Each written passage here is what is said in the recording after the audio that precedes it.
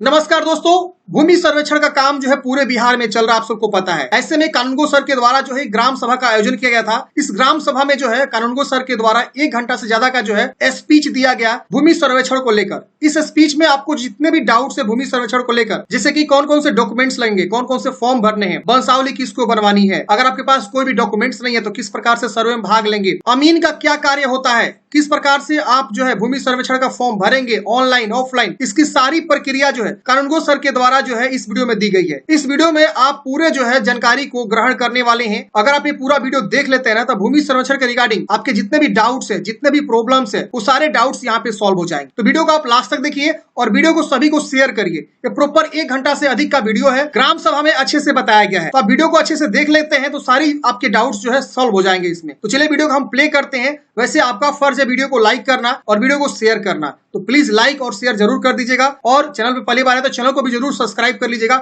इसी प्रकार का अपडेट आपको हमेशा जो है मिलता रहेगा। तो चलिए वीडियो को आपको सुनवाते हैं और आप बिल्कुल अच्छे से वीडियो को सुनिए और समझिए। भूमि संरक्षण के रिगार्डिंग बहुत इंपोर्टेंट वीडियो ये होने वाला है। तो अभी हम लोग सर्वे की जो प्रक्रिया कहाँ से शुरू होती है वो पूरी प्रक्रिया आप लोगों को बताई जाएगी और कहाँ पर खत्म होती है वो सारी प्रक्रिया बताई जाएगी। जैसा कि आप लोग जानते होंगे कि सर्वे जो है वो एक दिन का काम नहीं है। ऐसा नहीं कि आपके गांव में एक दिन हम चले आए और एक ही दिन में सर्वे करके चले गए, ऐसा नहीं होता है। ये भूमि सर्वे है और भूमि सर्वे का मतलब होता है कि आपके गांव में जितना जमीन है, चाहे वो खेत की जमीन हो, गरारी की जमीन हो, पोखर हो, तालाब हो, रोड हो, कुछ भी है, जितनी भी जमीन है हर एक जमीन का सर्वे होगा और सर्वे होने के उपरांत नया खतियान बनने का काम होगा। पुराना खतियान आप लोग देखते होंगे, आपके गांव का जो खतियान है वो आपके पूर्वजों के नाम पर है जिनकी मृत्यु हो गई है और आज भी उन्हीं के नाम से जमाबंदी कायम है, उन्हीं के नाम से रसीद कट रही है। बहुत सारी चीजें जब सरकारी योजना आती है तो उसमें आप लोगों को दिक्कतों का सामना करना पड़ता है।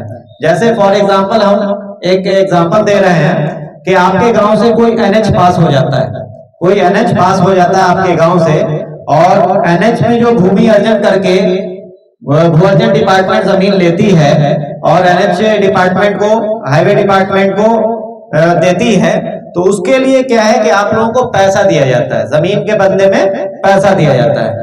तो वैसे स्थिति में आप लोगों से आपके जमीन का कागज मांगा जाता है और जब आप कागज प्रस्तुत कीजिएगा, अपना खतियान प्रस्तुत कीजिएगा या फिर अपना रसीद प्रस्तुत कीजिएगा, तो वो आपके नाम पे नहीं होगा, आपके पूर्वजों के नाम पर होगा।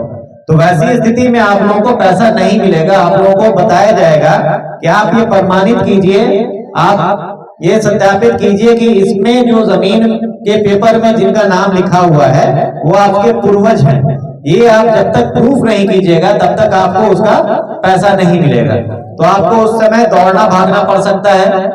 सर्वे में कुछ चीजें ऐसी होती है जो रैयतों के लिए आसान कर दी जाती है, ठीक है। जैसे आप लोग अभी देखते होंगे, सुनते होंगे कि वंशावली बनाने की प्रक्रिया, वंशावली बनाने की प्रक्रिया जो किसी योजना में यूज होता है वो ये है कि आपके पंचायत लेवल पे वो वंशावली बनती है, उसमें 5 या 6 लोगों का साइन होता है, हस्ताक्षर होता है और 5-6 लोगों के पास आप जब तक नहीं दौड़ेंगे तब तक आपका वंशावली निर्गत नहीं होगा और उसके आधार पर आपका कोई काम नहीं होगा। तो आप लोग देखते होंगे जो वंशावली बनाने की प्रक्रिया है वो लंबी कर दी गई है, लेकिन सर्वे के क्रम में जो वंशावली बनाने की प्रक्रिया है वो आम रैयतों के लिए बहुत आसान किया गया है कि आप उस तरह से नहीं बनाकर एक सिंपल पेपर पर, जो सादा पेपर कहलाता है, उस पे भी वंशावली बनाकर दीजिएगा तो वो वैलिड माना जाएगा सर्वे के लिए, सिर्फ और सिर्फ सर्वे के लिए। इसके अलावा कोई भी योजना में आप वो वंशावली दीजिएगा तो उसकी मान्यता नहीं होती है। लेकिन सर्वे के प्रक्रम में आप लोगों को वंशावली बनाने की छूट दी गई है कि आप सादे के पेपर पे भी अपना वंशावली बनाकर अपना हस्ताक्षर करके जमा करते हैं, जिसको स्वअभिप्रमाणित प्रति बोलते हैं। अगर वो जमा करते हैं तो उसके आधार पर सर्वे का काम हो जाता है। तो वैसे ही बहुत सारी चीजें ऐसी हैं जिसमें आम रैयतों को सर्वे के क्रम में छूट दी जाती है, आसान कर दी जाती है, नियम को थोड़ा आसान बनाया जाता है ताकि रैयत दौड़े नहीं, परेशान नहीं हो और अपना काम आसानी के साथ सर्वे में करवा सके। तो उसी प्रक्रिया के बारे में हम विस्तृत रूप से शुरू से आखिर तक बताने जा रहे हैं, थोड़ा गौर से इसको सुनिएगा। कि सर्वे जब शुरू होता है तो सर्वे शुरू होने के बाद सबसे पहले आप लोग देखते होंगे कि आपके राज्य स्तर पर इसका प्रचार प्रसार किया जाता है। आप लोग आज से 1.5 महीना पहले से पेपर पढ़ते होंगे तो हर दिन के पेपर में सर्वे के लिए कुछ ना कुछ न्यूज आता रहता है। हर दिन आप पेपर में देखिएगा कि सर्वे की प्रक्रिया के बारे में सरकार की तरफ से, विभाग की तरफ से कुछ ना कुछ न्यूज दिया जाता है और आज भी वो चल रहा है, पर डे आपको मिलेगा। तो राज्य स्तर से इसका प्रचार प्रसार किया जाता है। उसके लिए एक अधिसूचना निर्गत होती है जो राज्य स्तर पे निर्गत की जाती है और निर्गत करने के बाद सर्वे का काम शुरू किया जाता है। राज्य स्तर के बाद फिर आपके जिला स्तर पर एक नोटिस निकलती है। उस नोटिस में सारा डिटेल लिखा रहता है कि आपके राजस्व ग्राम में जो थाना नंबर आपका है इसमें सर्वे का कार्यक्रम शुरू किया जा रहा है। सभी आम रैयतों को, आम किसानों को, भूधारियों को यह सूचित किया जाता है कि अपने अपने जमीनों का सीमांकन कर लें। सीमांकन का मतलब हुआ कि मेर वगैरह जो आप डालते हैं अपने खेत पर, वो मेर अगर नहीं है तो वो मेर बांध लें, टूटा फूटा अगर है तो उसको सही कर लें। तो सीमांकन करने से ये होगा कि जब आपके जमीन पर हमारे कर्मी जाएंगे, सर्वे कर्मी जाएंगे, तो आप बता सकते हैं कि यहाँ से लेके यहाँ तक मेरी जमीन है, मेरे दखल में है, इसका नक्शा इसके अनुसार बना दीजिए। अगर उसका प्रमाण आपके पास है, आपका उस पर दखल है, तो आपका उसके अनुसार नक्शा बन जाएगा। तो उस नोटिस में ये चीज लिखी रहती है कि अपने अपने जमीन का सीमांकन कर ले। जो भी बंटवारा वगैरह है वो बंटवारा करके उसका शेड्यूल बनाकर अपने पास सुरक्षित रख लें। आपके गांव में, आपके प्लॉट पर अगर कोई सर्वे कर्मी जाते हैं तो उस सर्वे कर्मी का पूर्ण रूप से आप सहयोग करें। अगर उनको मेजरमेंट करने में कोई दिक्कत और परेशानी हो रही है, आपके जैसे आपके खेत में कोई फसल लगा हुआ है तो फसल अगर लगा रहेगा तो वहां पे नापी में थोड़ी दिक्कत हो सकती है, तो आप उनको पूरा सहयोग कीजिएगा कि आपके फसल को बहुत ज्यादा नुकसान तो नहीं करेंगे, लेकिन जहां पर नापी करने में दिक्कत हो रही है तो उतना आपका नुकसान वो कर सकते हैं, तो आप उनको वो सहयोग कीजिएगा, आप रोक नहीं सकते हैं। ये विभाग की तरफ से एक लेटर निर्गत होता है, उसमें लिखा रहता है। तो आप लोगों को ये सूचना दिया जाता है। ये सारा सूचना देने के बाद आपके गांव का काम शुरू किया जाता है, सर्वे का काम।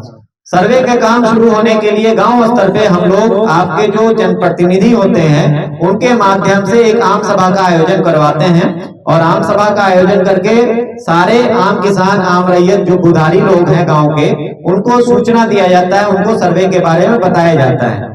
तो वही आम सभा आज फिर से हम लोग कर रहे हैं। ये सर्वे की एक प्रक्रिया है जिसमें आम रैयतों को सारी सूचना दी जाती है।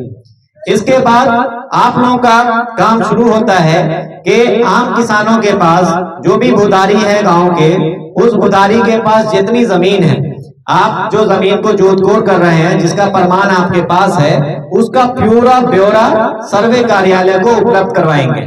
ब्यौरा उपलब्ध करवाने के लिए आप लोगों के पास फॉर्म दिया जाता है जो 3 पेज का फॉर्म आता है। आप लोग देखे होंगे, आपके गांव के बहुत सारे लोग जमा भी किए हैं। 3 पेज का फॉर्म आता है। उस फॉर्म में अपने जमीन का सारा ब्यौरा भर के आपको सर्वे कार्यालय में जमा करना पड़ेगा। वो फॉर्म के आधार पर ही अगला सर्वे का काम, जो अगला प्रक्रम है, वो प्रक्रम पूरा किया जाता है। तो आप लोग वो फॉर्म भरिएगा। फॉर्म भरने का तरीका एक बार हम बता दे रहे हैं, उस चीज को गौर से थोड़ा सुन लीजिए। अलग अलग लोग आते हैं कार्यालय में कि सर हमको फॉर्म भरने नहीं आता, बता दीजिए। तो अभी हम आप लोगों को फॉर्म भरने का तरीका बता दे रहे हैं, वो आप लोग गौर से सुन लीजिए। तो आपको बार बार दौड़ने की जरूरत नहीं पड़ेगी, किसी से पूछने की जरूरत नहीं पड़ेगी। वो 3 पेज का फॉर्म है। उसमें पहला फॉर्म जो है वो प्रपत्र 2 कहलाता है, फॉर्म 2 कहलाता है, जो 1 पेज का है। और दूसरा फॉर्म जो है वो प्रपत्र 3-1 कहलाता है, जो 2 पेज का है। प्रपत्र 3-1 या फॉर्म 3-1 उसको बोल सकते हैं, ये 2 पेज का है। तो आपको ये तीनों फॉर्म भरना है। लेकिन वैसी स्थिति में जिस जमीन के मालिक, जिस जमीन का केवाला आपके नाम से है और आप जीवित हैं, तो आपको फॉर्म 3-1 भरने की जरूरत नहीं है। आपको सिर्फ और सिर्फ फॉर्म 2 भरना है। और वैसे लोग जिनके पास पूर्वजों के नाम की जमीन होगी, जो आपके बाबा, परबाबा या पिताजी के नाम पे जमीन है और उनकी मृत्यु हो गई है, तो ऐसी स्थिति में आपको तीनों पेज का फॉर्म भरना है। फॉर्म 2 भी भरना है और फॉर्म 3-1 भी भरना है। लेकिन एक केस ऐसा बनता है जिसमें आपके नाम पे जमीन है और आप जिंदा हैं, अभी आप ही उसको जोत कोड़ रहे हैं, तो वैसे लोग सिर्फ फॉर्म 2 भरेंगे, फॉर्म 3-1 नहीं भरेंगे। ठीक है। तो फॉर्म 2-1 जो है वो 1 पेज का फॉर्म है। उसमें सबसे ऊपर देखिएगा आप लोग, लिखा रहता है राजस्व ग्राम का नाम। राजस्व ग्राम उसको कहते हैं जिस राजस्व ग्राम में आपकी जमीन है। गांव और राजस्व ग्राम दोनों में फर्क है। आपका जो ग्राम है और राजस्व ग्राम दोनों में फर्क है। सर्वे डिपार्टमेंट में सर्वे में कई गांवों को मिलाकर भी एक राजस्व ग्राम बनाया जाता है और एक गांव भी एक राजस्व ग्राम कहलाता है। तो वो पहले से सीमांकन किया हुआ है। जो सीमांकन पहले से किया हुआ है, जो राजस्व ग्राम में आपकी जमीन है, वो राजस्व ग्राम का नाम वहां पर दर्ज कीजिएगा। ऐसा हो सकता है कि आपकी जमीन 2 गांव, 3 गांव, 4 गांव में हो सकती है। तो अगर आपकी जमीन 2 राजस्व ग्राम में, 3 राजस्व ग्राम में है, तो हर राजस्व ग्राम के लिए आपको अलग अलग फॉर्म भरना पड़ेगा। एक राजस्व ग्राम में जितनी भी जमीन है वो एक फॉर्म में भराएगा। अगर दूसरे गांव में आपकी जमीन है तो उसके लिए फिर दूसरा फॉर्म इस्तेमाल करना पड़ेगा आप लोगों को। तो सबसे पहला जो ऑप्शन है उसमें वो राजस्व ग्राम का नाम है। तो जिस राजस्व ग्राम में आपकी जमीन है उस राजस्व ग्राम का नाम वहां पर दर्ज करना है। उसके बाद दूसरा ऑप्शन आता है थाना नंबर।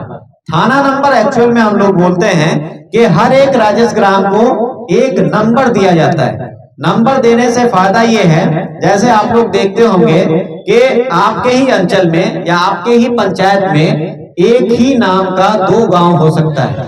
जैसे फॉर एग्जांपल हम बात करें खरका, आपके अंचल में एक पंचायत है खरका, नाम सुने होंगे खरका बसंत का।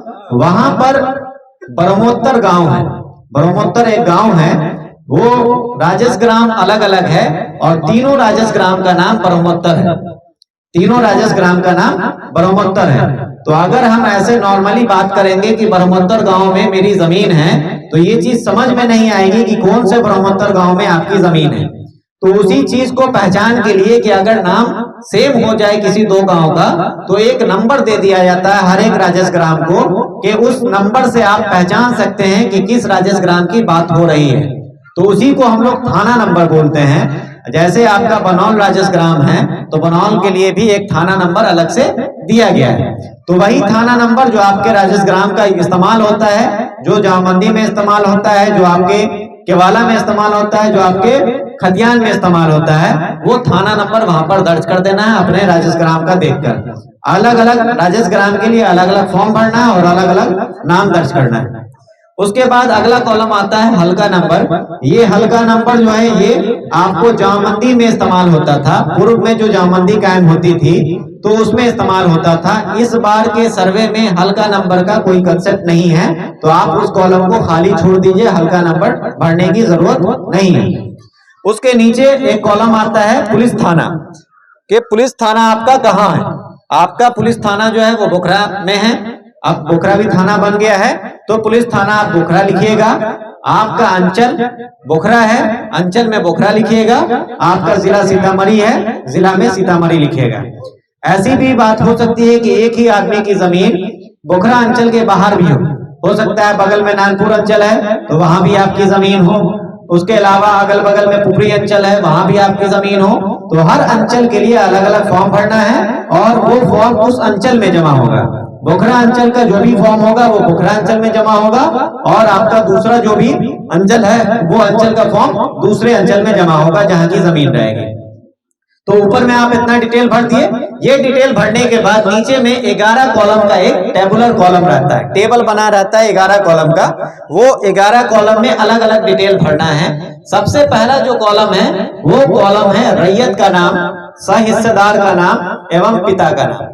रैयत उस आदमी को बोलते हैं जो जमीन धारित करता है, जो जमीन जोत कोर कर रहा है। सर्वे के लैंग्वेज में किसान को, जो आम किसान होते हैं, उनको रैयत बोला जाता है। रैयत का मतलब है कि आप किसी की जमीन को जोत रहे हैं। जमीन आपके गांव में जो भी है उसके एक्चुअल मालिक आप नहीं हैं। आम लैंग्वेज में ये कहा जाता है कि जमीन के मालिक हम हैं, लेकिन सरकारी रूल में अगर आइएगा तो आपके पूरे बिहार में जितनी भी जमीन है उस जमीन के प्योर मालिक आप नहीं हैं। प्योर मालिक सिर्फ एक आदमी है जो बिहार सरकार है, और बिहार सरकार आप लोगों को जमीन दिए हुई है। जो जमीन आप जोत कोर रहे हैं वो समझिए कि बिहार सरकार आपको जमीन दिए हुई है और उस जमीन का आप पैसा देते हैं सरकार को, जिसको लगान बोलते हैं। आप लोग जाते होंगे रसीद कटवाने अपने जमीन का, सरकार को टैक्स देते हैं ना, तो वही लगान जो है वो पैसा देना हुआ सरकार को, कि उसका रेंट आप दे रहे हैं, सरकार की जमीन आप रख रहे हैं, जोत रहे हैं, तो आप उसका रेंट सरकार को दे रहे हैं। तो एक्चुअल मालिक, सबसे पहला मालिक जो होता है वो सरकार होता है, और सरकार के अंदर में जो किसान जोत रहे हैं जमीन, उस किसान को रैयत बोला जाता है। तो आप अगर उसके मालिक होते हैं तो भू मालिक बोला जाता है, आपको भू मालिक नहीं बोला जाता है, भूधारी बोला जाता है, और भूधारी या रैयत बोला जाता है। इसका मतलब यही है कि आप किसी की जमीन को धारित करते हैं या आप किसी की जमीन को जोत रहे हैं, तो आप एक्चुअल मालिक नहीं है। एक्चुअल मालिक बिहार सरकार है। बिहार सरकार के अंतर्गत आप उस जमीन को जोत बोल रहे हैं और उसका लगान सरकार को दे रहे हैं, तो इसीलिए उसको रैयत बोलते हैं। तो रैयत का नाम का मतलब ये हुआ कि जो किसान अभी उस जमीन को जोत रहा है, उस रैयत का नाम। रैयत एक भी हो सकते हैं और एक से ज्यादा भी हो सकते हैं। जैसे एग्जाम्पल के तौर पर हम बताएं कि अगर आपके नाम से कोई केवाला की जमीन है, अगर वो आपके नाम से पर्सनल है तो आप एक रैयत हो गए। लेकिन अगर उसी जगह पर केवाला में 2 भाई 3 भाई के नाम से केवाला है और उन चारों भाइयों का, तीनों भाइयों का नाम केवाला पे दर्ज है, तो वैसी स्थिति में 4 भाई या 3 भाई जिनका नाम केवाला पे दर्ज है, वो सारे रैयत होंगे, वो सारे हिस्सेदार होंगे उस जमीन के। या फिर आपके पूर्वजों के नाम पे जमीन है और पूर्वज की जमीन को आप लोग अभी जोत रहे हैं, वर्तमान में उसका कोई बंटवारा नहीं हुआ है, तो वैसी स्थिति में जितने भी जीवित वंशज हैं उस पूर्वज के, वो सारे लोग उसके जमीन के रैयत होंगे और सारे लोग उसके हिस्सेदार होंगे। तो रैयत के नाम में अगर एक आदमी कोई उस जमीन को जोत रहा है, एक आदमी के नाम से जमीन है, या बंटवारा करके एक आदमी को मिल गया है, तो वहां पर एक आदमी का नाम दर्ज करना है। और अगर उसका बंटवारा नहीं हुआ है, 2 भाई 3 भाई या 4 भाई के नाम से जमीन है और संयुक्त रूप से आप उसको जोत बोल कर रहे हैं, तो वहां पर 3 भाई 4 भाई जितने भी भाई होंगे सभी का नाम दर्ज होगा। वो करके नाम आप लिख सकते हैं। जैसे 2 भाई हैं राम और श्याम, तो वहां पर राम व श्याम लिख सकते हैं आप रैयत के नाम में, और उसके नीचे आपके पिता का नाम दर्ज होगा। जो रैयत है उनके पिता का नाम दर्ज कर देना है पहला कॉलम में। तो ये पहला कॉलम कंप्लीट हो गया कि रैयत का नाम, और अगर उसमें कोई हिस्सेदार है तो उस हिस्सेदार का नाम, या फिर आपके जो पिता का नाम है वो सबसे नीचे लिख देना है। तो ये पहला कॉलम हो गया। दूसरा कॉलम जो है वो है अस्थाई पता का, कि आपका अस्थाई पता कहाँ है, आपका घर कहाँ है। बहुत सारे लोग ऐसे होंगे कि जिनकी जमीन एक गांव से ज्यादा गांव में होगी, 2 गांव में 3 गांव में हो सकती है, लेकिन घर हमेशा, अस्थाई पता जो किसी व्यक्ति का होता है वो हमेशा एक ही गांव का होता है। जिस गांव में वो घर बनाकर रह रहा है उसी गांव का वो अस्थाई नागरिक होगा, अस्थाई निवासी होगा। तो अस्थाई पता आपका जहां भी है वो अस्थाई पता सेकंड कॉलम में आपको दर्ज करना है, वहां पर अस्थाई पता लिख देना है। अस्थाई पता में आप लोग पूरा पता लिखिए। अगर मोहल्ला का कुछ नाम है तो मोहल्ला का नाम दर्ज कीजिए, उसके बाद गांव का नाम है तो गांव का नाम दर्ज कीजिए, उसके बाद आपका अंचल का नाम है, अंचल का नाम दर्ज कीजिए, और फिर जिला का नाम जो अभी है वो वहां पर दर्ज कीजिए। तो ये अस्थाई पता लिखने का तरीका है, ये अस्थाई पता आप लोग वहां पर दर्ज करेंगे। उसके बाद तीसरा कॉलम जो आता है ये आपके भूमि के ब्यौरा से संबंधित कॉलम है। ये कॉलम कहलाता है खाता संख्या का। आप लोग जानते होंगे कि हर एक जमीन का एक खाता संख्या होता है, उस खाते संख्या की वो जमीन होती है। जैसा आप लोग बैंक में जाते होंगे तो बैंक में जब अकाउंट खुलवाते हैं आप लोग, तो आप लोग को एक खाता संख्या निर्गत किया जाता है जो पासबुक पे प्रिंट रहता है। सब लोग जानते हैं, सब लोगों का खाता होगा बैंक में। तो उस खाते के अंदर आपका जितना ट्रांजैक्शन होता है, जितना पैसा का लेन देन रहता है, चाहे वो आप निकासी करते हो चाहे वो आप जमा करते हो, वो सारा उसी खाते के अंदर डिटेल रहता है। तो वैसे ही सर्वे में जब खतियान बनता है तो खतियान में हर एक रैयत को एक खाता नंबर दिया जाता है, और उस रैयत की जितनी जमीन होती है, जितना भी खसरा होता है, जितना भी प्लॉट होता है, वो उस खाते नंबर के अंतर्गत दर्ज किया जाता है, लिखा जाता है।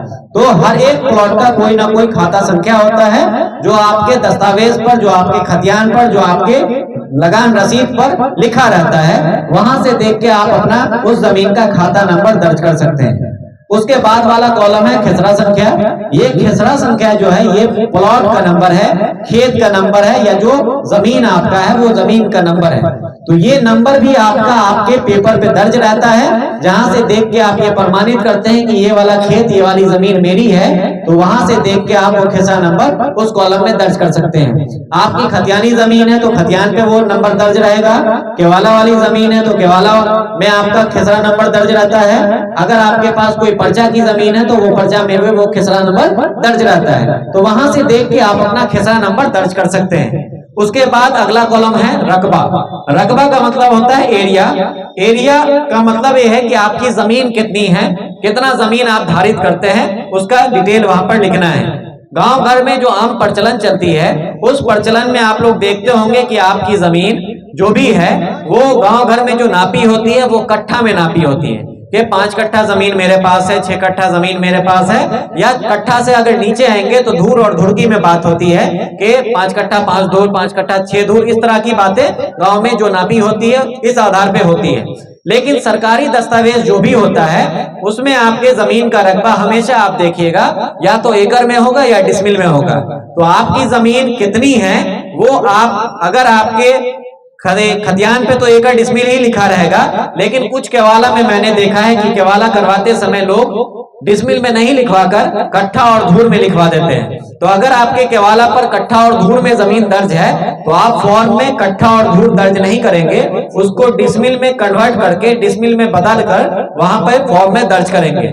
फॉर्म में जब भी आपको लिखना है वो या तो एकड़ में रकबा लिखना है या डिसमिल में रकबा लिखना है। आपके खतियान पे भी एकड़ और डिसमिल दर्ज रहता है, आपके केवाला पे भी एकड़ और डिसमिल दर्ज रहता है। कुछ कुछ केवाला में ऐसा होता है कि लोग डिसमिल नहीं दर्ज करवा पाते हैं, वो कट्ठा दर्ज करवा देते हैं। तो वैसी स्थिति में आप लोग उसको बदल लीजिएगा, डिसमिल में चेंज कर लीजिएगा और डिसमिल में चेंज करने के बाद जो भी डिसमिल आएगा वो वहां पर दर्ज कीजिएगा। उसका अगला कॉलम है आपकी चौहद्दी। चौहद्दी के केस में एक चीज का ख्याल रखना है आप लोगों को कि चौहद्दी जो भराएगी वो वर्तमान कंडीशन के हिसाब से भराएगी। आपके वर्तमान में आपके चौहद्दीदार कौन है, आपके खेत के चारों तरफ किनका खेत है, वर्तमान स्थिति के हिसाब से आपको देख के लिखना है। अगर आपको पता नहीं है तो एक बार अपने खेत पे घूम जाइए और घूम के पता कर लीजिए कि आपके चौहद्दीदार एक्चुअल में अभी कौन है। क्योंकि पुराना पेपर जो आपके पास होगा, चाहे वो खतियान हो या केवाला हो, उसपे उस समय की चौहद्दी दर्ज होगी जो उस समय आपके चौहद्दीदार रहे होंगे। आज हो सकता है कि आपके चौहद्दीदार बदल गए होंगे। केवाला जब आप करवाए थे तो आपके बगल में राम, मान लेते हैं कि उत्तर में राम जी की जमीन थी और वो राम जी ने अभी क्या किया कि किसी और व्यक्ति को जमीन बेच दिया। तो वर्तमान में चौहद्दीदार जो होंगे वो जिन्होंने केवाला करवाया है राम जी से, वो चौहद्दीदार आपके होंगे, आपके राम जी चौहद्दीदार नहीं होंगे। तो पेपर में जो चौहद्दी आपकी दर्ज है उसको आपको वहां से नहीं लिखना है। वर्तमान में जो चौहद्दीदार आपके हैं वो चीज पता करके वहां पर आपको दर्ज करना है। और चौहद्दी में चारों दिशा का कम से कम आप लोग चौहद्दी दर्ज करने की कोशिश कीजिए। अगर चारों दिशा का पता नहीं चल पाता है तो मिनिमम 2 दिशा तो हर हाल में आपको दर्ज करना है, जो उत्तर और दक्षिण कहलाता है। आपके उत्तर और आपके दक्षिण में कौन लोग हैं, ये कम से कम आप लोगों को ये 2 चौहद्दीदार का नाम वहां पर दर्ज करना है। अगर चारों चौहद्दीदार का नाम आपको पता है और आप जानते हैं उनको, तो चारों चौहद्दी वहां पर दर्ज कीजिएगा। उसका अगला कॉलम जो है वो है लगान का कॉलम, कि आपके जमीन का लगान कितना लगता है, कितना लगान सरकार को आप देते हैं उस जमीन का। तो इस केस में बहुत सारा क्वेश्चन आम सभा में आता है कि मेरे पास केवाला है और केवाला का दाखिल खारिज नहीं हुआ है, तो हमको पता ही नहीं कि मेरे जमीन का लगान कितना लगता है। ठीक है, बहुत सारे लोग ये क्वेश्चन करते हैं। तो आपको बता दूं मैं कि लगान वाला कॉलम और इसके बाद एक और कॉलम आता है जिसको जमाबंदी संख्या का कॉलम बोलते हैं। ये दोनों कॉलम ऑप्शनल कॉलम है। ऑप्शनल कॉलम का मतलब ये हुआ कि अगर आपके पास वो है, पता है आपको, तो आप वहां पर दर्ज कर दीजिए। अगर आपको पता नहीं है, आपका दाखिल खारिज नहीं हुआ है, लगान आप पे नहीं करते हैं, तो वो दोनों कॉलम को आप खाली छोड़ सकते हैं। वो कंपलसरी कॉलम नहीं है, ऑप्शनल कॉलम है।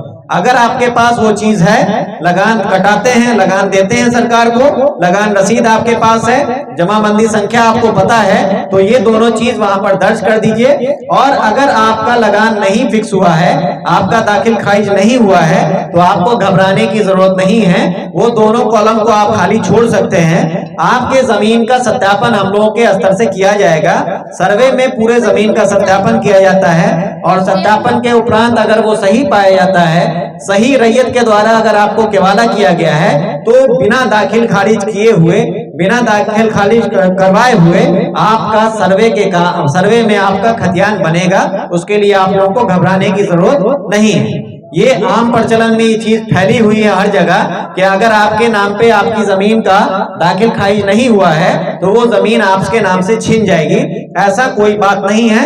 सर्वे में आपकी जमीन कभी भी आपके नाम से नहीं छीनेगी, ना ही वो बिहार सरकार जाएगी। शर्त सिर्फ एक है कि आप पूरी तरह से जागरूक रहें और सर्वे की जो भी प्रक्रिया है उस प्रक्रिया में आप अपनी सहभागिता देना सुनिश्चित करें। अगर आप घर सोए रहिएगा, आप अपना पेपर मेरे पास लाके जमा नहीं कीजिएगा, आप अपना प्लॉट का दखल मुझे नहीं दिखाइएगा, नहीं बताइएगा, तो फिर आपको परेशानी का सामना करना पड़ सकता है। लेकिन अगर आप अपना सारा पेपर सर्वे कार्यालय में जमा कर रहे हैं, जो सर्वे कर्मी आपके गांव के हैं उनको जमा कर रहे हैं, आप अपने प्लॉट पे जाकर उनको दखल अपना बता दे रहे हैं कि जमीन पे मेरा दखल कब्जा है, प्लॉट का सत्यापन करवा ले रहे हैं, तो यकीन मानिए 100% आपकी जमीन आपके हाथ से जाने वाली कभी नहीं है।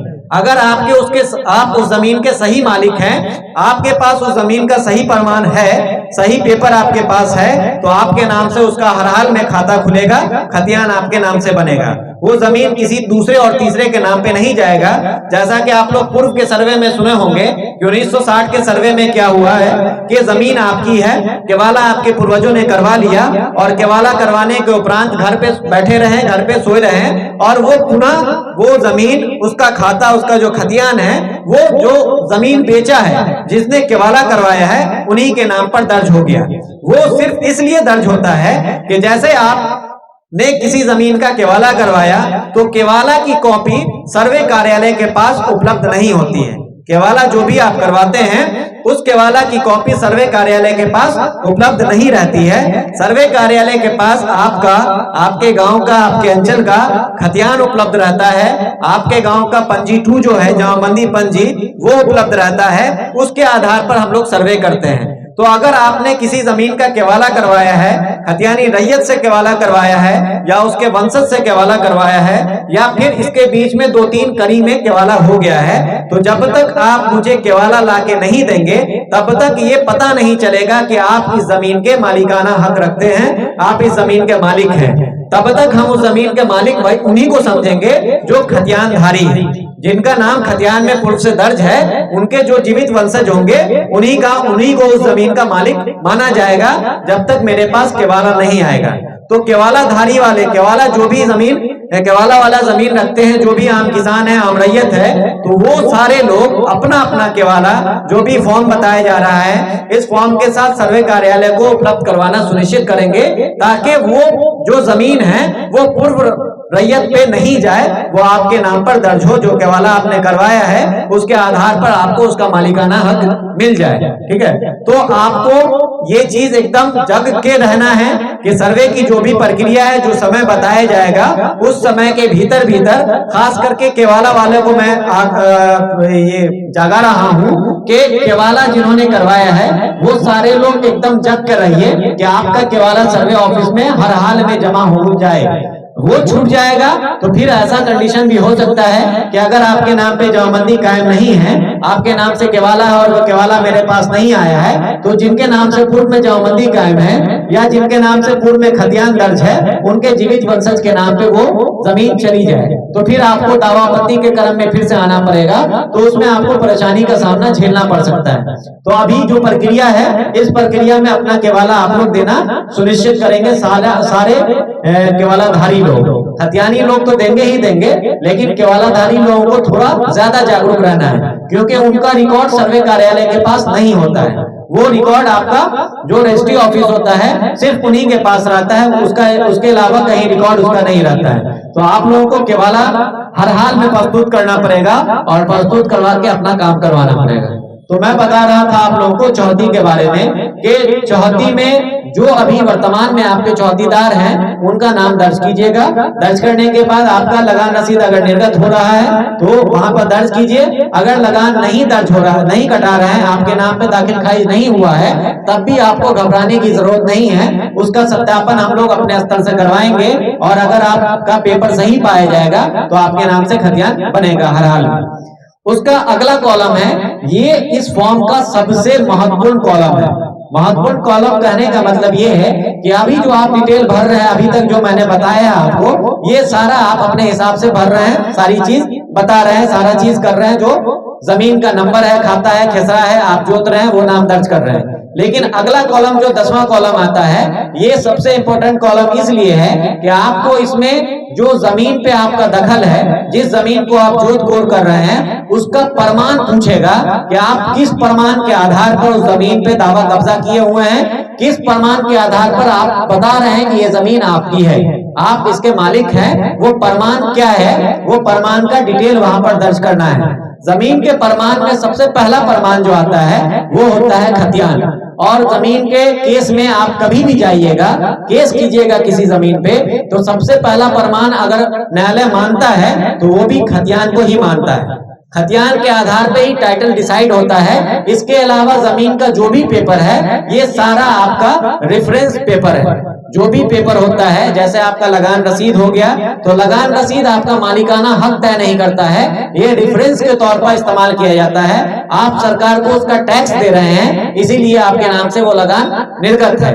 ठीक है, तो जमीन का मालिकाना हक जब भी तय होगा तो वो आपका पूर्व का जो भी खतियान है, उस खतियान के आधार पर तय होगा। तो सबसे पहला प्रमाण जमीन का जो होता है वो आपका खतियान कहलाता है। तो आपके राजस्व ग्राम का जो भी खतियान होगा पूर्व का, वो खतियानी जमीन अगर आपके पास है, आपके पूर्वजों के नाम पर उस खतियान दर्ज है, तो वो खतियानी जमीन आपकी हुई, आप उनके जीवित वंशज हैं। तो जमीन के प्रमाण में आप लिखिएगा खतियानी जमीन। जो 10वां कॉलम है, जमीन का आधार जो पूछ रहा है, प्रमाण जो पूछ रहा है, उसमें आप लोग दर्ज कीजिएगा खतियानी जमीन, या उसको दूसरे शब्दों में हम लोग उत्तराधिकारी भूमि भी बोलते हैं कि आपके पूर्वजों की जमीन थी और आप उसके उत्तराधिकार हैं, और उत्तराधिकारी होने के नाते आपको वो जमीन प्राप्त हुई है। तो जमीन के प्रमाण में आप लोग वहां पर खतियानी जमीन भी लिख सकते हैं, या उत्तराधिकारी जमीन या भूमि भी लिख सकते हैं। ये दो ऑप्शन आपका खतियानी जमीन के केस में आता है।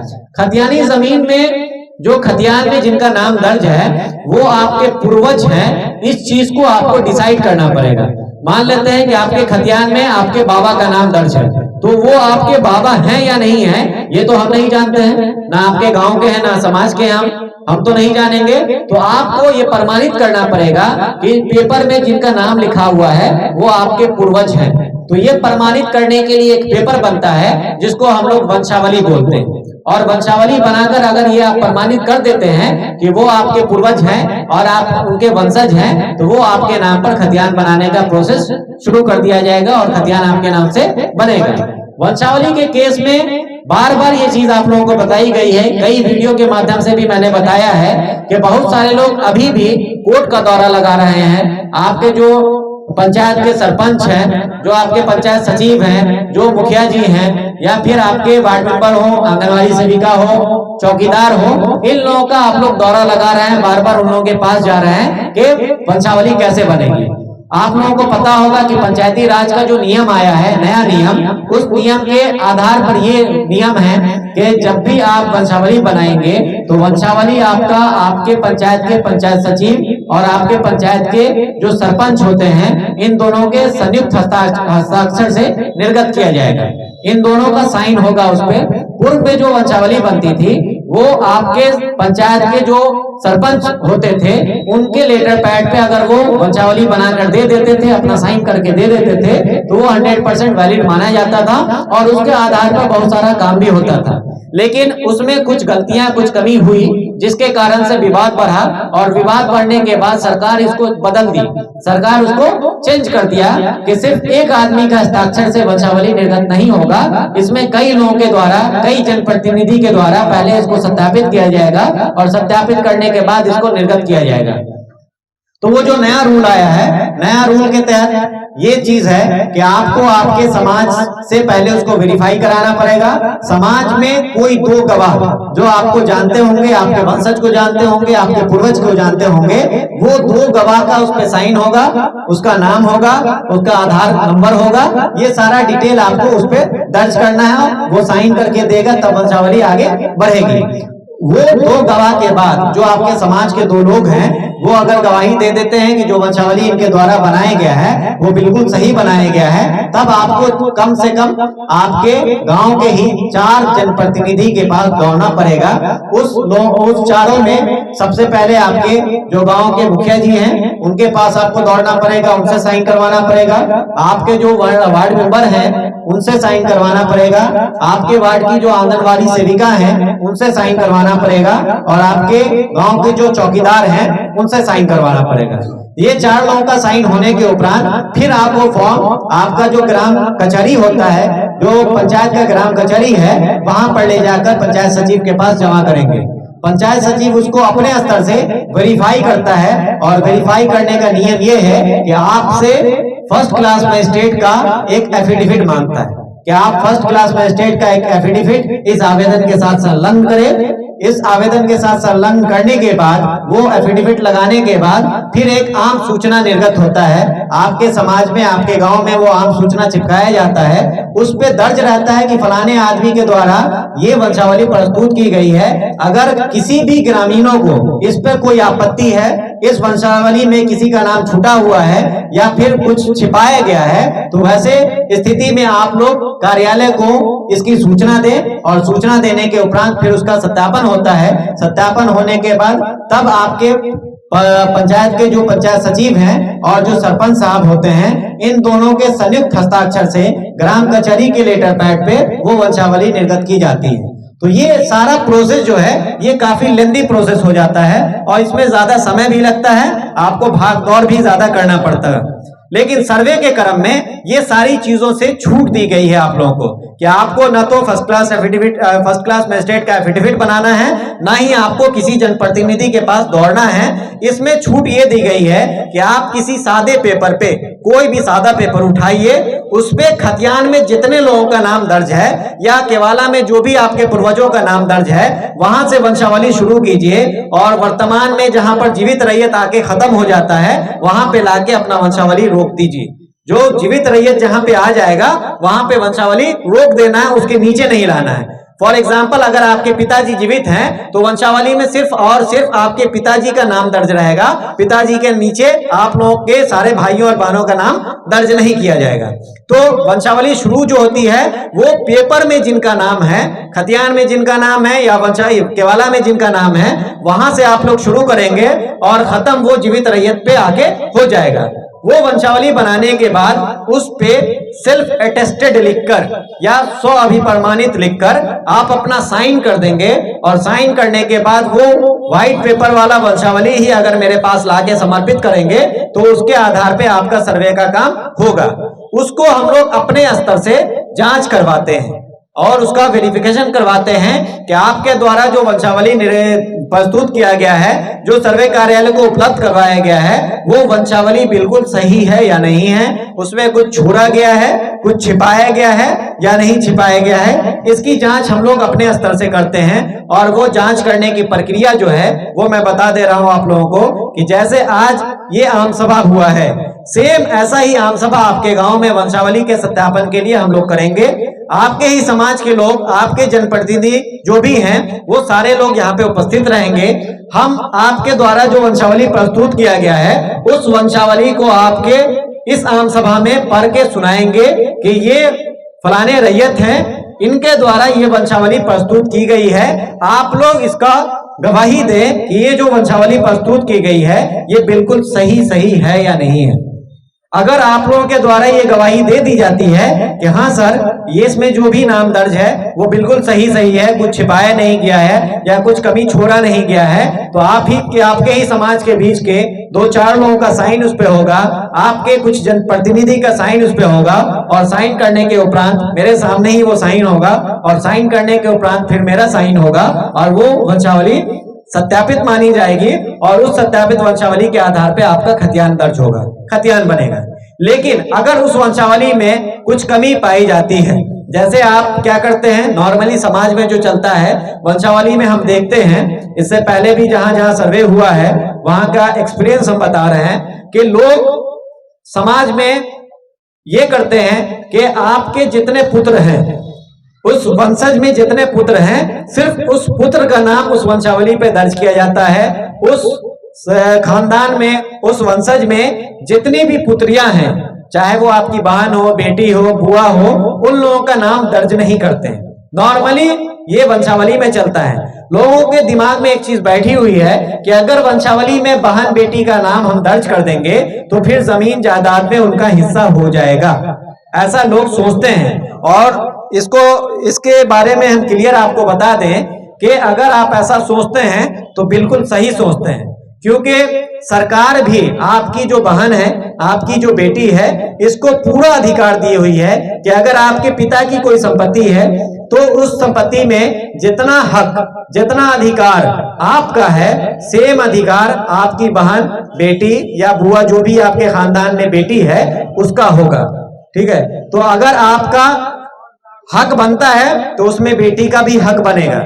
लेकिन समाज में एक और प्रचलन है, ये प्रचलन है कि 95% बेटी या बहन या बुआ जो भी हैं आपके समाज में, वो जमीन जायदाद में हिस्सा नहीं लेती। उनके शादी विवाह में इतना खर्च हो जाता है, पिता की संपत्ति का इतना हिस्सा खर्च हो जाता है कि वो लगभग उस संपत्ति के या तो बराबर होता है या कभी कभी उससे ज्यादा भी होता है या उससे कम भी रहता है। तो वैसा मान के चला जाता है कि पिता की संपत्ति का वो हिस्सा उनकी शादी में खर्च हो गया तो उसमें वो हिस्सा खुद से नहीं लेती है।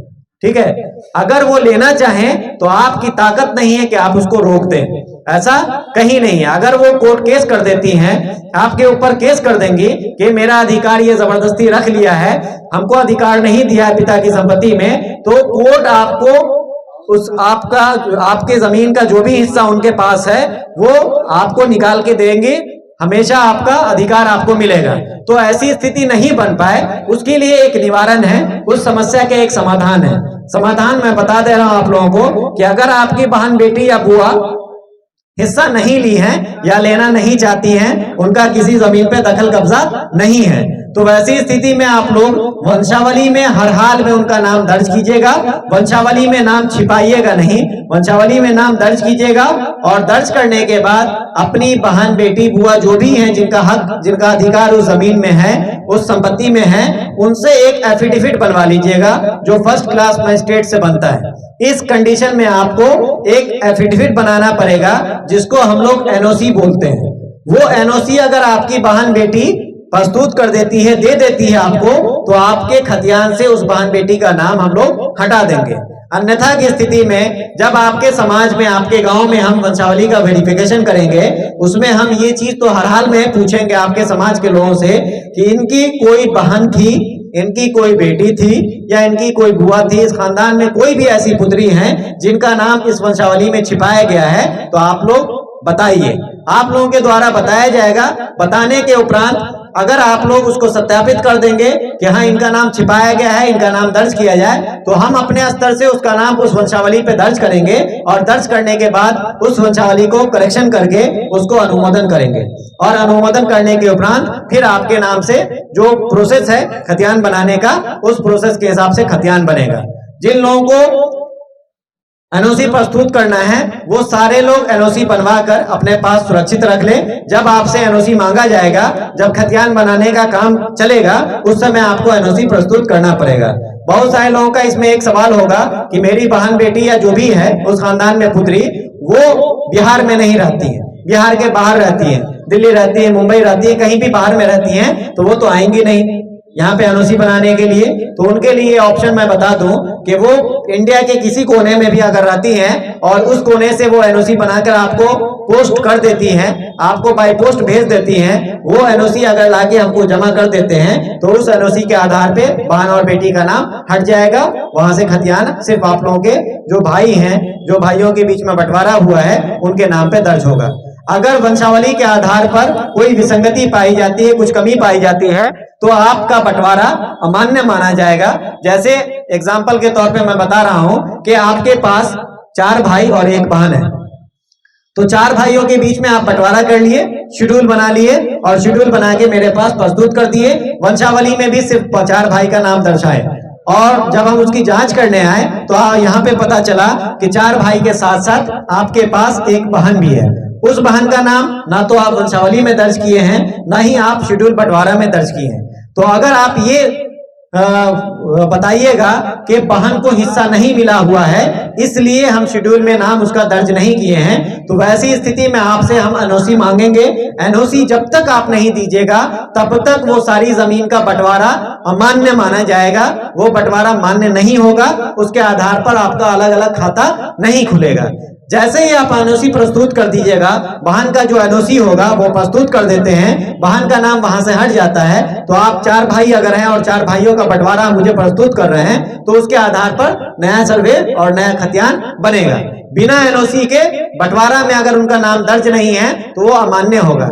या फिर ऐसा भी कंडीशन है कि अगर बंटवारा नामा पे आपकी बहन सहमति दे दे, बंटवारा नामा जो बनता है उस पे आपकी बहन सहमति दे दे और वो सहमति पत्र जो बनता है वो 100 रुपए के स्टाम्प पेपर पे बनता है, तो अगर 100 रुपए के स्टाम्प पेपर पे आपकी बहन सहमति लिख के दे दे, अपना हस्ताक्षर वहां पे कर दे और हस्ताक्षर करने के उपरांत वो आप मुझे लाके जमा करेंगे, तो फिर उसके आधार पे भी आपका काम हो जाएगा, आपको अलग से एनओसी प्रस्तुत करने की जरूरत नहीं है। तो या तो सहमति पत्र आप लगा दीजिए या बहन का एनओसी लगा दीजिए, दोनों कंडीशन आपके पास है, आपको जो सही लगता है वो चीज उपलब्ध करवाइएगा, तब आपके बहन का नाम वहां से हटेगा, अन्यथा की स्थिति में बहन का नाम भी दर्ज रहेगा खतियान में। तो ये चीज हो गया। तो खतियानी जमीन के केस में मैंने बता दिया कि खतियानी जमीन अगर है तो वहां पे खतियानी जमीन लिखिए और उसको प्रमाणित करने के लिए आपको वंशावली प्रस्तुत करना पड़ेगा, उसके आधार पे आपका काम होगा। बहुत सारा ऐसी जमीन होगी जिसका केवाला आपके नाम पे होगा या आपके पूर्वजों के नाम पे केवाला होगा। तो अगर आपके पूर्वजों के नाम पे केवाला है तो वैसी स्थिति में आपको केवाला वाली जमीन है तो वहां पर आधार में आप लिखिएगा, भूमि का जो आधार पूछ रहा है वहां पर आप लिखिएगा केवाला से प्राप्त भूमि। और अगर वही केवाला आपके पूर्वजों के द्वारा क्रय किया गया है या खरीदा गया है, जमीन आपके पूर्वजों के द्वारा खरीदी गई है और उनकी मृत्यु हो गई है, उनका देहांत हो गया है, तो आप वहां पर लिखिएगा पूर्वजों के द्वारा क्रय से प्राप्त भूमि। इससे यह साबित हो जाएगा कि आपके पूर्वजों ने वो जमीन खरीदी है और वर्तमान में आप उसको जोत आबाद कर रहे हैं, आपकी पूर्वजों की मृत्यु हो गई है। तो पूर्वजों के नाम से अगर कोई भी जमीन है तो वैसी कंडीशन में आपको वंशावली लगाना हर हाल में जरूरी है, वैसे कंडीशन में आपको वंशावली लगाना पड़ेगा। उसके बाद बहुत सारी जमीन आप लोग सुनते होंगे कि सरकारी जमीन पे गांव के कुछ लोग बस जाते हैं, सरकारी जमीन पे गांव के कुछ लोग बस जाते हैं, उनके पास जमीन नहीं है, जमीन नहीं होने के कारण सरकारी जमीन कहीं पे खोज ली और वहां पे बसे हुए हैं, या तो वो अपने पूर्वजों के जमाने से ही बसे हुए हैं या हाल फिलहाल में बसे हुए हैं। तो सरकारी जमीन के केस में आप लोगों को एक चीज हम बता दें कि कोई भी सरकारी जमीन जो बिहार सरकार के नाम से उसका खतियान दर्ज है और उस पे आपका दखल कब्जा है, तो वैसी स्थिति में खतियान कभी भी आपके नाम पर दर्ज नहीं होगा, आपके नाम से खतियान नहीं बनेगा। खतियान अगर बिहार सरकार के नाम से दर्ज है तो वैसी स्थिति में अभी वाला नया खतियान भी बिहार सरकार के नाम से ही दर्ज होगा। लेकिन उसमें एक ऑप्शन आप लोगों को दिया गया है सर्वे के क्रम में कि अगर उस बिहार सरकार की जमीन की बंदोबस्ती अगर आपके नाम से या आपके पूर्वजों के नाम से की गई है, बंदोबस्ती पर्चा आपको प्राप्त है, तो वैसी स्थिति में आपका नाम उस खतियान में दर्ज हो सकता है। तो उसके लिए आप लोगों को बंदोबस्ती करवानी पड़ेगी। बंदोबस्ती अगर आपको पूर्व से की गई है तो बंदोबस्ती करने के लिए आपको एक बंदोबस्ती पर्चा निर्गत किया जाता है अंचल से। तो अगर आपके पास वो बंदोबस्ती पर्चा है तो बंदोबस्ती पर्चा के आधार पर आप उस जमीन पे दावा कर रहे हैं, तो आप जमीन के भूमि पे दावा का आधार में लिखिएगा कि बंदोबस्ती पर्चा से प्राप्त भूमि।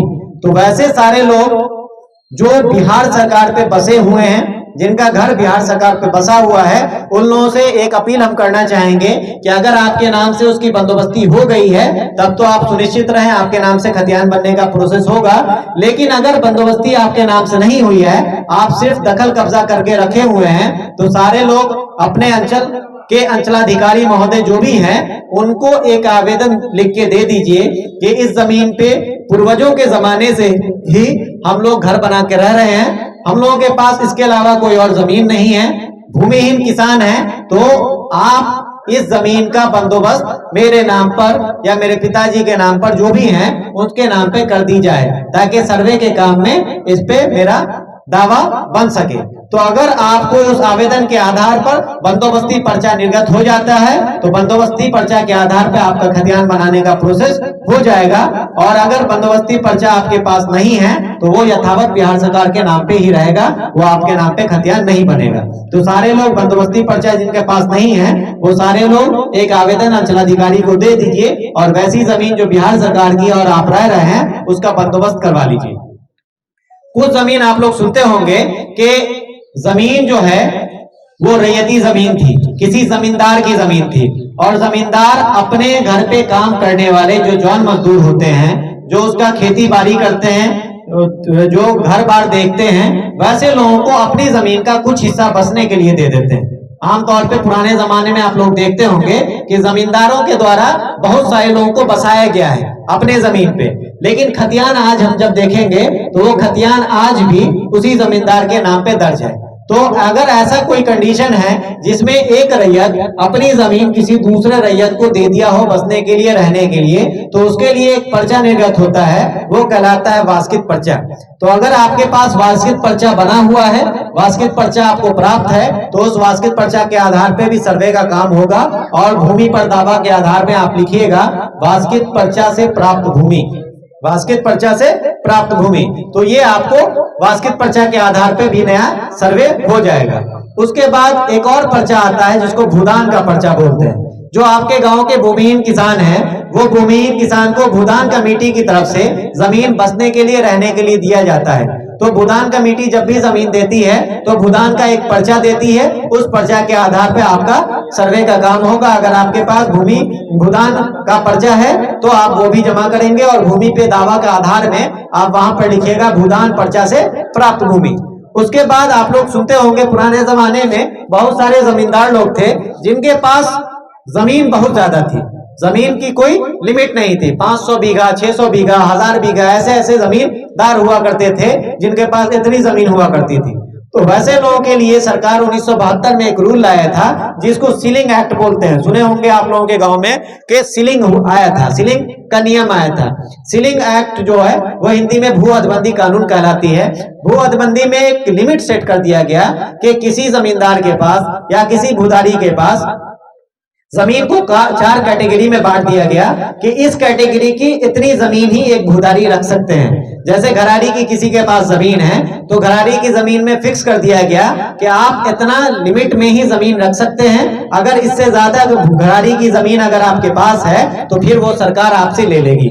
तो वैसे ही खेती वाली जमीन में भी एक लिमिट सेट कर दिया गया कि इस लिमिट के अंदर अगर आपके पास जमीन है तो वो आपकी होगी, और अगर उस लिमिट से ज्यादा उस जमीन आपके पास है तो आपसे सरकार वो ले लेगी, भू हदबंदी एक्ट के तहत वो आपसे छीन लेगी। तो वो रूल आया था 1972 में और भू हदबंदी हुआ, बहुत सारे जमींदार लोगों की जमीन भू हदबंदी कानून में चली गई, सरकार उसको अपने अंडर में ले लिया। और सरकार कोई भी जमीन जब लेती है तो अपने पास रखती नहीं है, उस पे या तो कोई योजना शुरू हो जाता है, सरकारी भवन बन जाता है, या फिर आम रैयतों के बीच में उसका वितरण कर दिया जाता है और उससे सरकार को टैक्स मिलता रहता है। सरकार अगर अपने पास रखेगी तो फिर उसको कोई फायदा नहीं है। सरकार की जमीन को कोई ना कोई आम किसान जोत कोर के ही खाता है, उसका पैसा, उसका जो लगान है वो सरकार को नहीं मिलेगा। तो सरकार हमेशा अपनी जमीन को किसी न किसी को बंदोबस्त करता है, या तो विभाग को बंदोबस्त कर दे या किसी आम किसान को बंदोबस्त कर दे। तो वैसी स्थिति में भू हदबंदी से भी बहुत लोगों को पर्चा प्राप्त हुआ है। तो अगर वैसे स्थिति में अगर आप लोगों को पर्चा प्राप्त है तो भूमि पे दावा के आधार में आप लिखिएगा भू हदबंदी पर्चा से प्राप्त भूमि, और या फिर आप उसको लिख सकते हैं परवाना के पर्चा से प्राप्त भूमि। दोनों ऑप्शन आता है उसमें, तो आप ये दोनों चीज वहां पर लिख देंगे। लिखने के बाद लास्ट कॉलम जो है वो है अभियुक्ति का कॉलम। अभियुक्ति के कॉलम में वो सारा डिटेल लिखना है जो उस फॉर्म में नहीं पूछा गया है, लेकिन आपको वो जानना या उसकी जानकारी सर्वे कार्यालय को देना जरूरी है। जरूरी समझते हैं कि इसकी जानकारी हम सर्वे कार्यालय को दें। तो वैसा 2-3 कंडीशन बनता है। पहला कंडीशन तो ये बनता है कि आपकी जमीन का पेपर आपके नाम से है, लेकिन किसी अन्य व्यक्ति के द्वारा उस पर कब्जा किया गया है। बहुत सारे ऐसे लोग आपके गांव में होंगे जो जमीन का पेपर आपके नाम पर है, लेकिन लाठी के बल पे, ताकत के बल पे आपकी जमीन पे कोई दूसरा कब्जा किए हुआ है। तो वैसा स्थिति में फॉर्म आपको अपना भरना है, अपना प्रमाण उसमें अटैच करना है और अभियुक्ति कॉलम में उस कब्जेदार का नाम वहां पर दर्ज कर देना है कि बकब्जे फलाना जो भी है आदमी, उस आदमी का नाम वहां पर दर्ज कर दीजिएगा। इससे यह साबित हो जाएगा, ये मुझे समझ में आ जाएगा कि जमीन आपका है, जमीन का पेपर आपके पास है, लेकिन आपकी जमीन पे किसी तीसरे व्यक्ति का दखल कब्जा है। जब ये मुझे पता चल जाएगा तो जो तीसरे व्यक्ति का नाम आपने दर्ज किया है उस व्यक्ति से भी हम उस जमीन का प्रमाण मांगेंगे। अगर उसके पास प्रमाण नहीं है तो ऑटोमेटिक वहां से उसका पूरा अधिकार खत्म हो जाएगा, आपके नाम से नया खतियान बन जाएगा और खतियान बनने के उपरांत तो 100% वो जमीन आपकी हो गई। केवाला के आधार पे कोई क्लेम कर सकता है, जवाबंदी के आधार पर कोई क्लेम कर सकता है, लेकिन खतियान को तोड़ने के लिए, खतियान को बदलने के लिए सिर्फ और सिर्फ सिविल कोर्ट का आपको सहारा लेना पड़ेगा। उसके अलावा दुनिया की कोई ताकत उसको नहीं तोड़ सकती है, कोई अधिकारी उसको नहीं बदल सकता है। खतियान को बदलने का पावर सिर्फ और सिर्फ सिविल कोर्ट को है, जहां पर आप टाइटल का केस लड़ेंगे।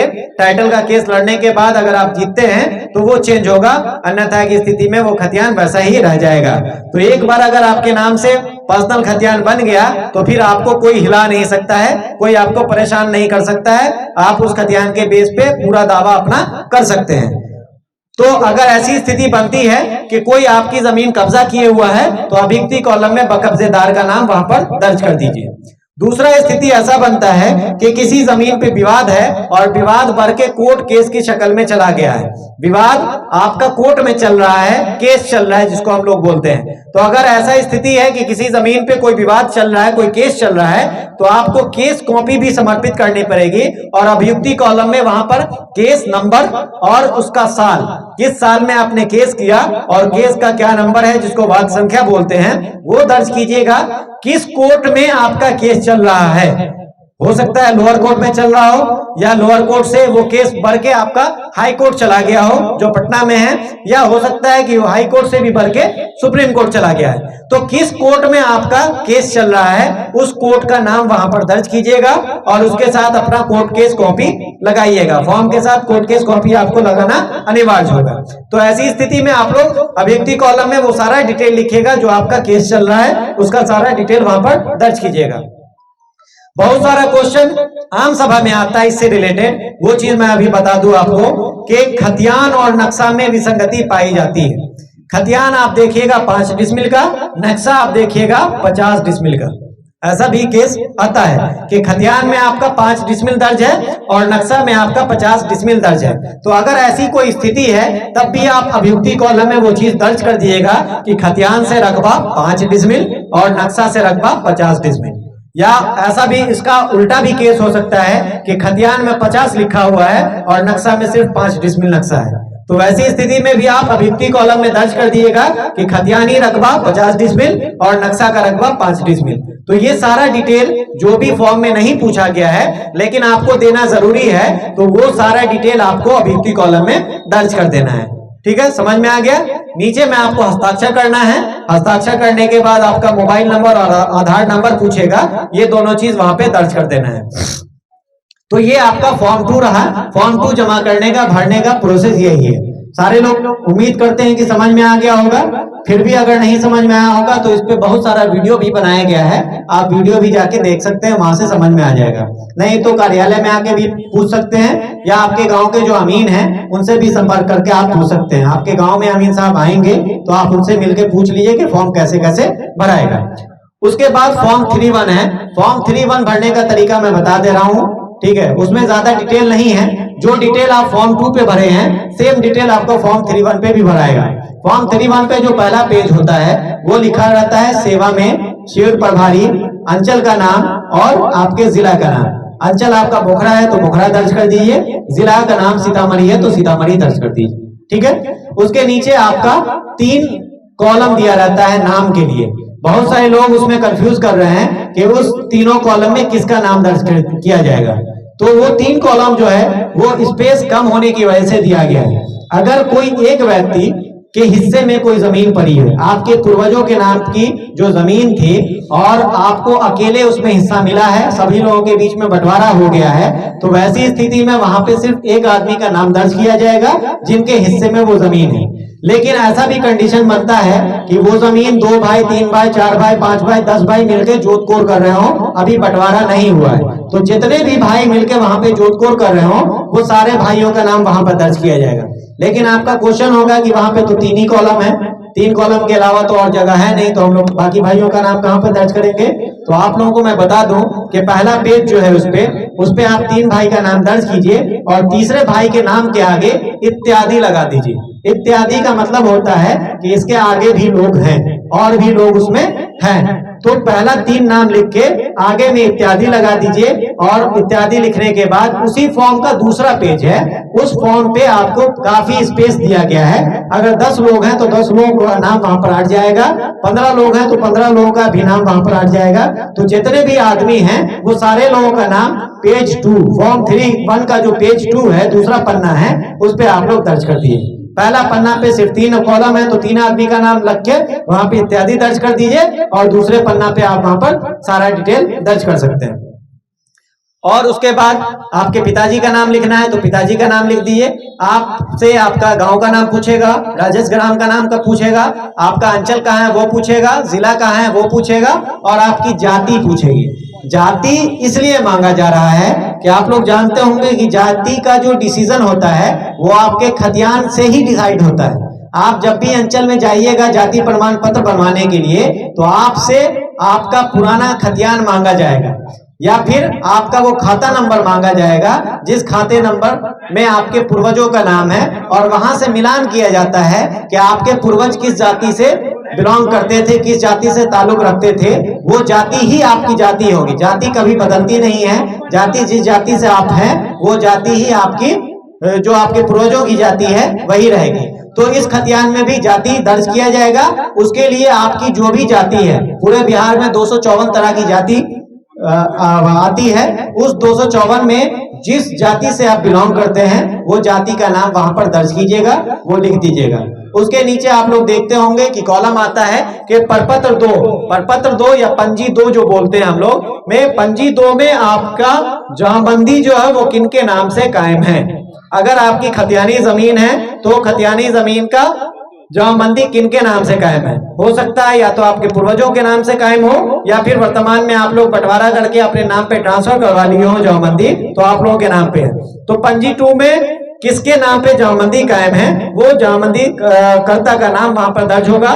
जमाबंदी संख्या कितना है आपका वो जमाबंदी संख्या दर्ज होगा और फिर उसके नीचे आपका खाता खेसरा रकबा चौहदी दर्ज होगी और उसके नीचे आपको साइन करना है। साइन करने के बाद सेकंड पन्ने पे चले आइए। सेकंड पन्ना पे जो जमीन आपको हिस्से में मिली है उस जमीन का आपको डिटेल लिखना है। पहला कॉलम जो है उसमें रैयत का नाम है, उस रैयत में आपका अगर एक आदमी उस जमीन को जोत रहे हैं तो एक आदमी का नाम लिखाएगा, अगर सामलात जोत रहे हैं तो सामलात में जितने भी लोग हैं सब लोगों का नाम रैयत के नाम में लिख देना है। सेकंड कॉलम जो है वो पिता का नाम है तो अपने पिता का नाम लिख दीजिए। तीसरा कॉलम अस्थाई पता है, जहां आपका घर है, जिस गांव में आप घर बना के रह रहे हो वो अस्थाई पता आप वहां पर दर्ज कर दीजिए।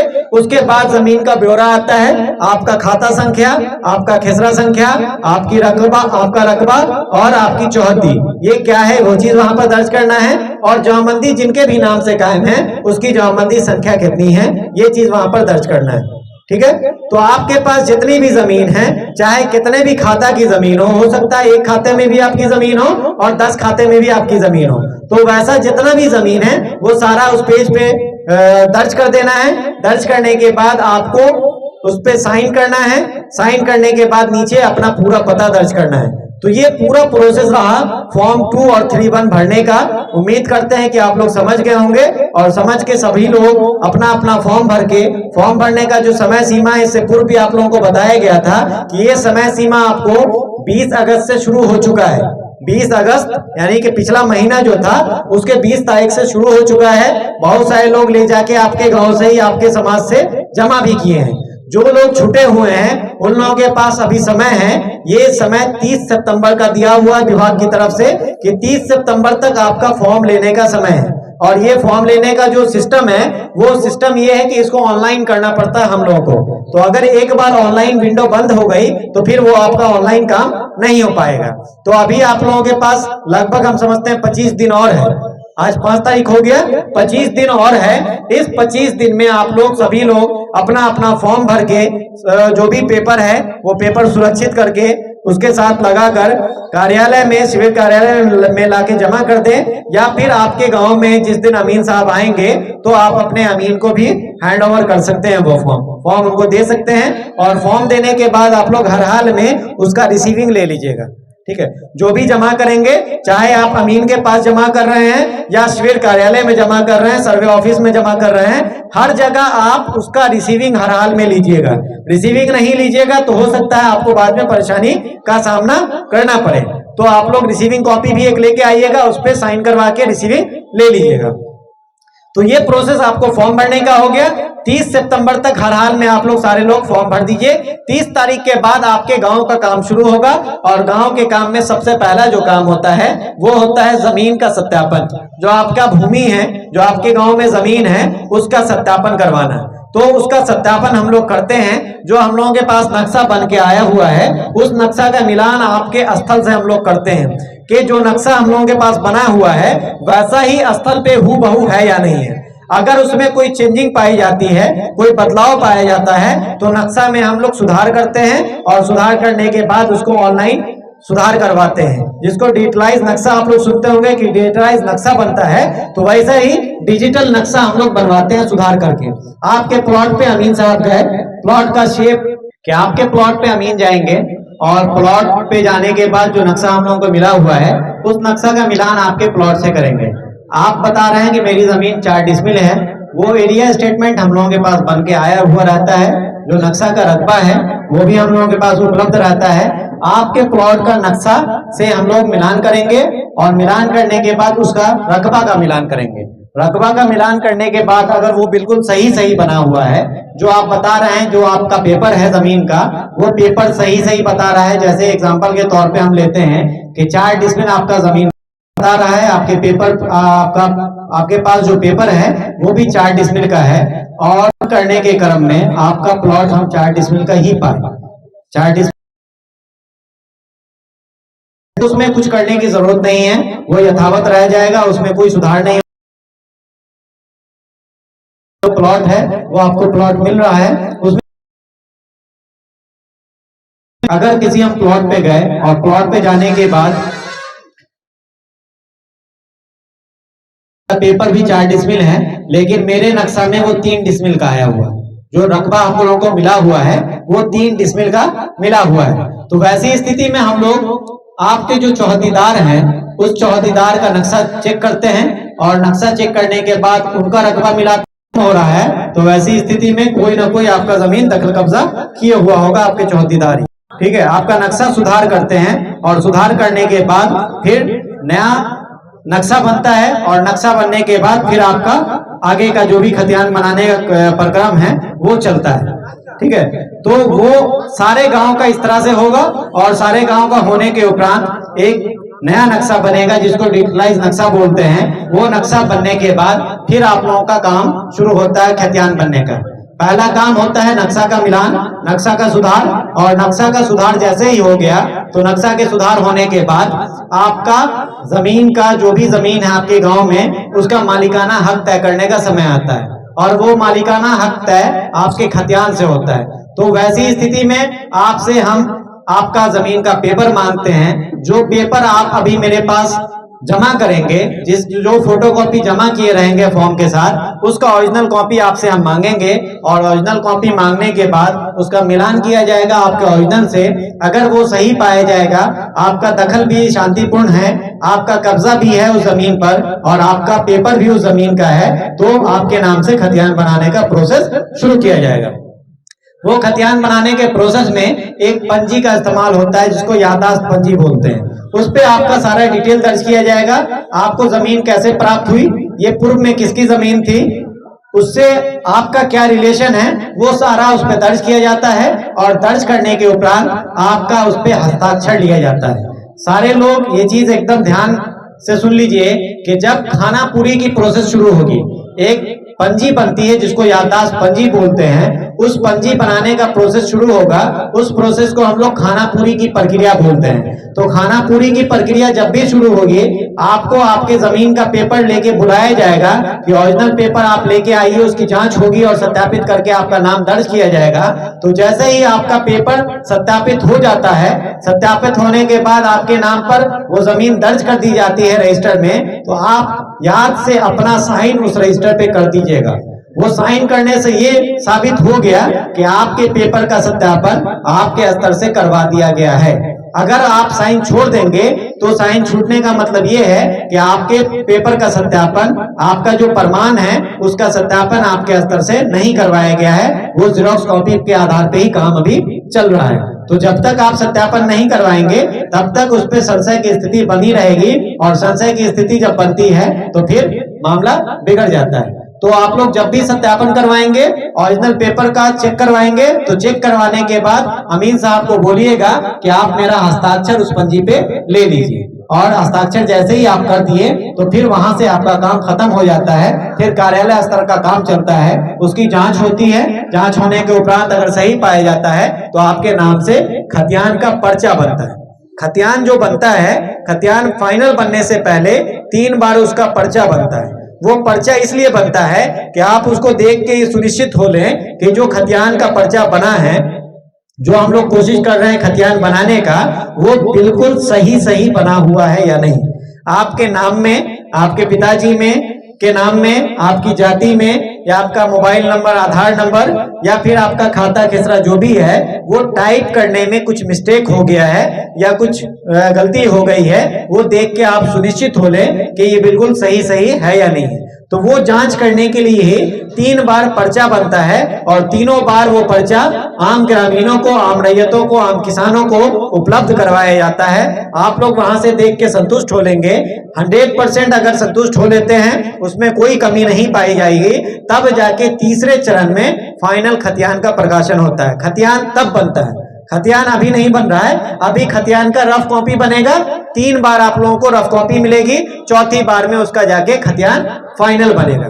ठीक है, तो वहां से आप लोग देख के सत्यापित हो सकते हैं। तो पहला चरण जो है वो खतियान बनाने का है कि जैसे ही आप पर्चा अपने रजिस्टर पे साइन कर दिए, साइन करने के बाद उसका जांच पड़ताल होता है। जांच पड़ताल होने के बाद फिर उस पे ऑनलाइन अपलोडिंग चलती है। ऑनलाइन अपलोडिंग के बाद उसका पर्चा निर्गत होता है, और पर्चा निर्गत होने के बाद आपके गांव में, आपके समाज में ऐसे ही आम सभा लगाकर आम ग्रामीणों के बीच उसका वितरण किया जाता है, बांटा जाता है। जिनके नाम से खतियान बनेगा वो सारे लोगों के नाम पर उसका वितरण किया जाएगा। पर्चा आप लोगों को दिया जाएगा कि आप लोग पर्चा देख के सुनिश्चित हो लें कि ये जो पर्चा बना है, जो खतियान का पर्चा बना है, ये बिल्कुल सही बना है या नहीं बना।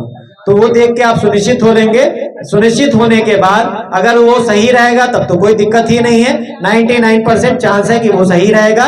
1% विसंगति होने का चांस बनता है, गलती होने का चांस बनता है। मनुष्य से भी गलती होती है, टाइपिंग मिस्टेक होती है, तो 1% चांस ऐसा बनता है कि उसमें गलती हो सके। तो अगर वैसी कोई गलती है या कोई छूट गए हैं तो उन लोगों को ऑप्शन दिया जाएगा, 3 बार चांस दिया जाएगा सुधार का। तो 3 बार सुधार का ऑप्शन दिया जाता है। पहला सुधार का जो चांस दिया जाता है वो 15 दिन का दिया जाता है। दूसरा सुधार का जो ऑप्शन दिया जाता है वो 30 दिन का दिया जाता है, और तीसरा सुधार का जो ऑप्शन दिया जाता है वो 90 दिन का दिया जाता है। पहला 15 दिन, दूसरा 30 दिन यानी कि 1 महीना, और तीसरा 90 दिन यानी कि 3 महीना। इस तीनों मौका का फायदा उठाकर अगर किन्हीं का कुछ गलती हो गया होगा, पर्चा में कुछ छूट गया होगा, तो वो सारे लोग इस तीनों का फायदा उठाकर उस खतियान में सुधार करवा सकते हैं। अगर इस तीनों का फायदा नहीं उठा पाए, इस तीनों चांस का फायदा नहीं उठा पाए, और अभी जो सर्वे का प्रोग्राम चल रहा है इसमें भी आप उपस्थित नहीं हो पाए, तो वैसी स्थिति में फिर आपके नाम पे खतियान जो फाइनल बन के आ जाएगा, तब आपको कोर्ट का सहारा लेना पड़ेगा उसमें सुधार करवाने के लिए। उसके अलावा कोई जगह ऐसा नहीं है जहां से वो सुधार हो जाए। तो आप लोगों से हम लास्टली यही अपील करेंगे कि सारे लोग ये जो जमीन सर्वे का काम चल रहा है इसमें पूरी तरह से अपनी सहभागिता सुनिश्चित करें, किसी के भरोसे नहीं बैठे। बहुत सारे लोग आपके समाज में, अब जब कोई काम शुरू होता है, खास करके ये जमीन के मामले में हम बता दें कि जमीन का जब भी सर्वे कहीं भी शुरू होता है तो आपके ही समाज के कुछ लोग दलाल बन के खड़े हो जाते हैं। वो आपको ये बोलेंगे कि लाइए ना, हम आपका काम करवा देंगे, ऐसे करवा देंगे, वैसे करवा देंगे, मेरी पहचान सर से है, ठीक है। तो वैसे लोगों के बहकावे में बिल्कुल नहीं आना है, किसी भी दलाल के चक्कर में आपको नहीं पड़ना है। आपको जो भी काम है, जैसा भी मामला है, या तो आपके गांव के जो अमीन हैं आप उनसे संपर्क कीजिए, उनसे बात कीजिए, जो परेशानी है उनको बताइए। अगर आप उनसे संतुष्ट नहीं हो पाते हैं, आपको लगता है कि आपकी परेशानी वो दूर नहीं कर पा रहे हैं, तो आप कभी भी हमको संपर्क कर सकते हैं। शिविर कार्यालय में आपके हमसे मिल सकते हैं, नहीं तो हम गांव भी ऐसे विजिट करते रहेंगे। गांव में कभी हमसे मुलाकात आपकी हो तो आप अपना परेशानी हमसे शेयर कर सकते हैं, अपना निवारण हमसे ले सकते हैं। लेकिन सर्वे कर्मी के अलावा जो सर्वे डिपार्टमेंट के स्टाफ हैं, इसके अलावा किसी भी आदमी के चंगुल में ना तो आप लोग फंसेंगे, ना ही उसके बहकावे में आएंगे। कोई भी ऐसा आदमी अगर आपके पास आता है कि लाइए मैं काम करवा दे रहा हूं आपका, तो आप इसकी सूचना तुरंत आपके गांव के जो अमीन हैं या आपके गांव के जो कानूनगो हैं उनको सूचना दीजिए, और वैसे लोगों की सूचना के आधार पर हम उस पर कार्रवाई करने का काम करेंगे। अगर गलत कोई कर रहा है तो उस पर 100% कार्रवाई होगी। तो आप लोग किसी के बहकावे में नहीं आए और अपना काम डायरेक्ट सर्वे ऑफिस से करवाए, आपको किसी तीसरे के बीच में जाने की जरूरत नहीं है। तो आप लोगों से यही अपील रहेगी कि आप लोग पूर्ण रूप से जगे रहें, सहभागिता अपनी दिखाएं सर्वे के कार्यक्रम में। आपको जो भी परेशानी दिक्कत हो रही है, आप हमसे सहयोग मांगे, हम पूर्ण रूप से आपका सहयोग करने के लिए तैयार हैं। हमेशा आपको हमारी तरफ से पॉजिटिव रिस्पांस ही मिलेगा, नेगेटिव रिस्पांस कभी नहीं मिलेगा। आशा करता हूं फ्रेंड्स आपने जो है भूमि सर्वेक्षण के रिगार्डिंग ये पूरा स्पीच सुना होगा। अगर आप ये स्पीच सुने होंगे तो आपके सारे डाउट्स जो क्लियर हो गए होंगे। इसके अलावा भी मैंने जो है प्लेलिस्ट बनाया हुआ है DS helping forever YouTube channel पे, वो प्लेलिस्ट देखना चाहते हैं तो वहां देख लीजिएगा। फॉर्म भरने का तरीका, इसके अलावा ऑनलाइन करने का तरीका, और भी छोटे छोटे स्पीच किससे वीडियो जो है काटे गए हैं। इसके अलावा मैंने 2-3 इंटरव्यू भी लिया हुआ है अलग अलग अधिकारियों से, तो भी आप वीडियो देख सकते हैं। आपके सारे डाउट जो है इस वीडियो से क्लियर हो जाएंगे, अगर आपके अभी भी कोई डाउट्स रह गए तो। बाकी ये वीडियो आपको कैसा लगा कमेंट बॉक्स में बताइएगा। इसके अलावा कोई भी डाउट्स है तो आप कमेंट बॉक्स में पूछ सकते हैं। वीडियो देखने के लिए बहुत बहुत धन्यवाद। आपका दिन शुभ हो। जय हिंद।